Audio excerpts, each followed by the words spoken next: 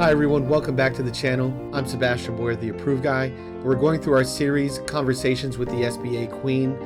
This is my interview with Denise Clemence from Dogwood State Bank. On this particular video, we're asking the question about debt restructure, working capital, and payroll. Don't forget, if you have questions or you want to apply for an SBA 7A loan, please reach out to me directly so I can assist you in packaging your file and getting it submitted to Denise or one of my other lending partners and banks that can service your loan.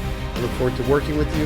Without further ado, let's hear what Denise has to say about debt restructure, payroll, and working capital. And refinancing is 100% eligible, especially on the SBA 7A. The 504 is only for refinancing commercial real estate. But when you're looking at refinancing existing debt on a company, especially in our borrower's instance, where there were, I want to say there was like 6 separate notes. On my side, I have to review every note to make sure it's eligible.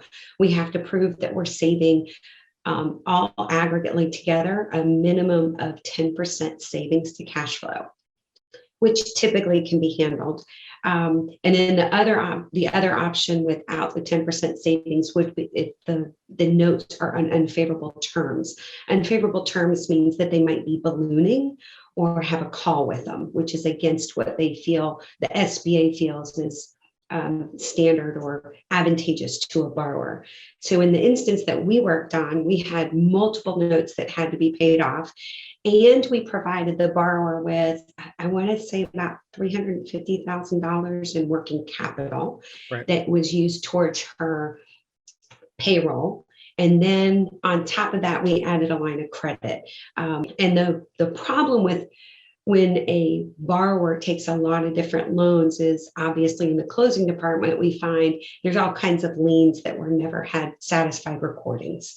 And I believe that was an instance on us where she had to go back to other notes that she had paid off, trying to gain those satisfaction of liens, because obviously we have to make sure it's a clean deal. Right. That is exactly right. That was a really challenging case. You know, there were skeletons in her closet that she didn't know existed that we had to resolve. And that's what I'm telling people now because of that is, you know, if you have skeletons in your closet, make sure you let us know up front. And if you're not aware of those skeletons, well, we're going to find out, right? It's going to get uncovered, and, you know, it's going to come on the table. So it's better to be honest and truthful upfront and be prepared to resolve issues if they come up, right?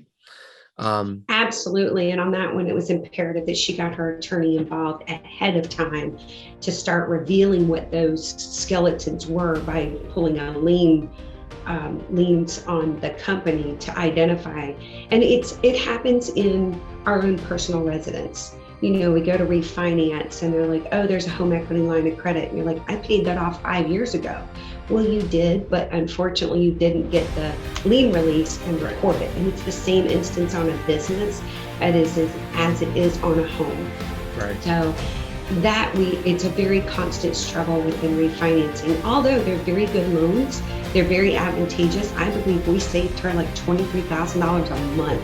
Yep. And provided her with working capital, which was astronomical to the growth of her business. I understand she's taking off and doing very well, but it's just a lot of nuances to maneuver around when you're looking at a refinance deal. Right.